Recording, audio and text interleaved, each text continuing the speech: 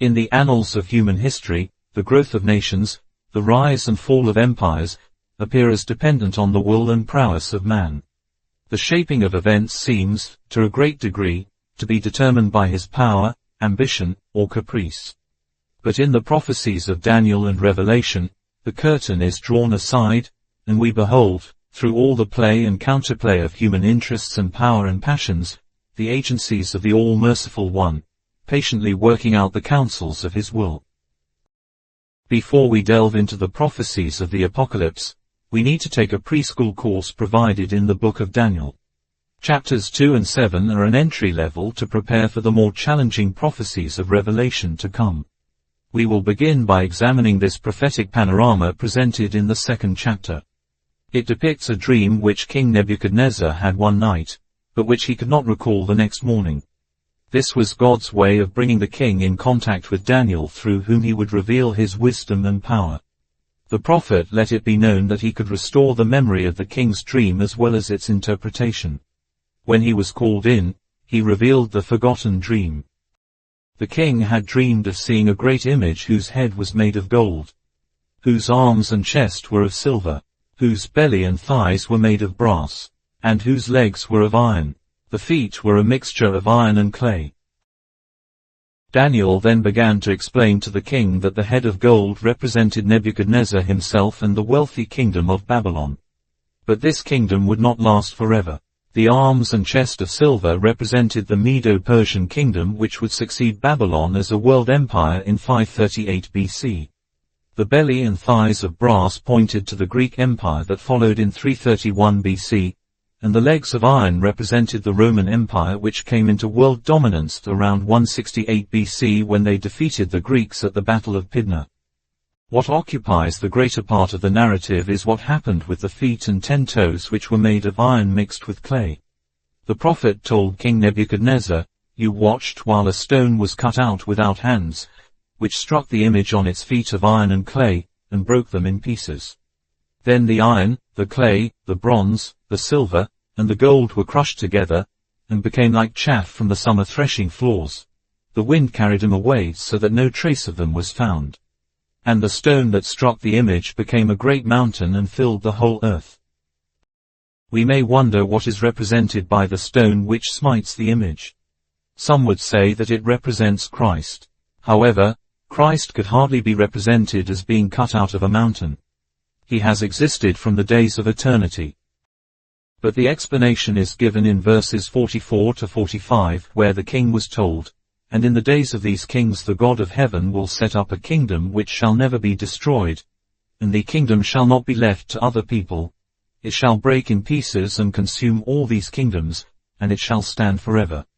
Inasmuch as you saw that the stone was cut out of the mountain without hands, and that it broke in pieces the iron, the bronze, the clay, the silver, and the gold, the great God has made known to the king what will come to pass after this.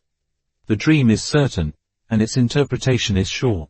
The stone represents a spiritual kingdom which God will set up in the last days.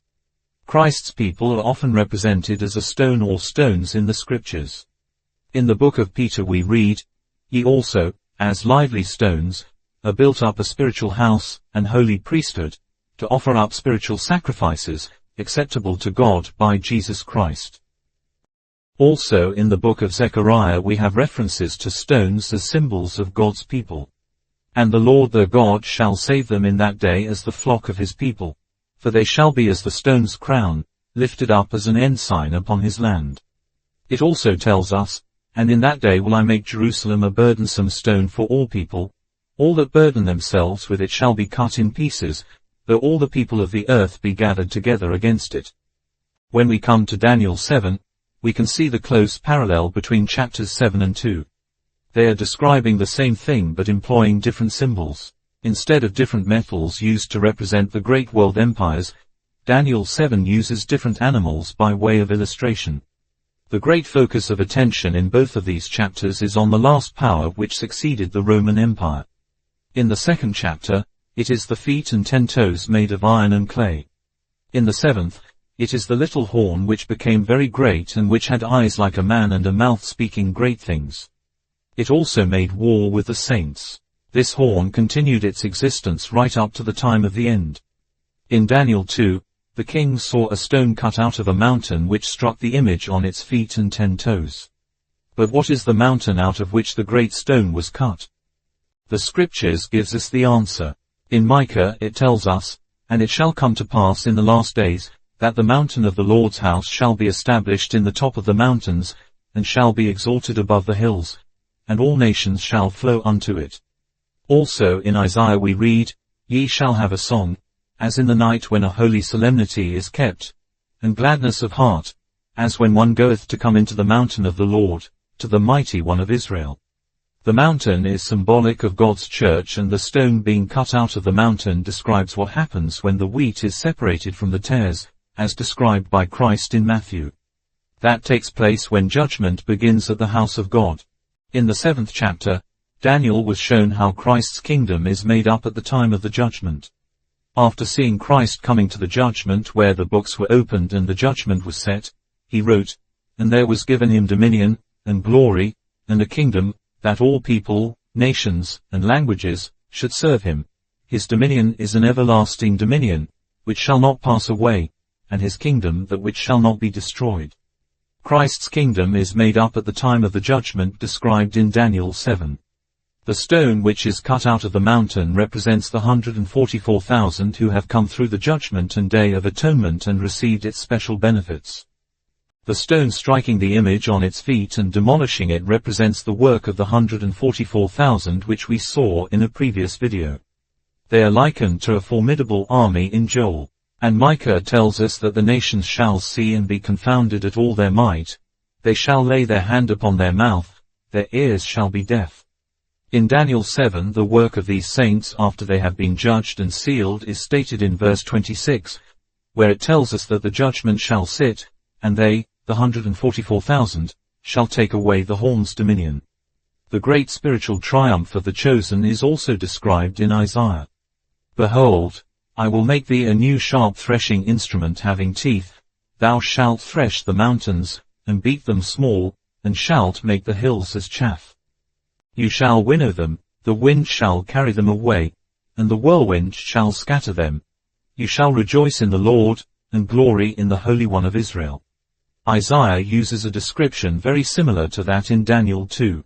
After the stone struck the image, then was the iron, the clay, the brass, the silver, and the gold, broken to pieces together, and became like the chaff of the summer threshing floors, and the wind carried them away, that no place was found for them. We have traced in this video the parallels between Daniel 2 and Daniel 7. But there are more parallels to these prophecies with much more details added when we study the book of Revelation. In our next videos, we will look at these parallels in the Apocalypse and see how the cosmic conflict will come to a triumphant close. You can find the special truths for these end times by visiting https://prophecyalert.org. There you will find links to playlists of past informational videos in this series as well as new videos and publications as we produce them.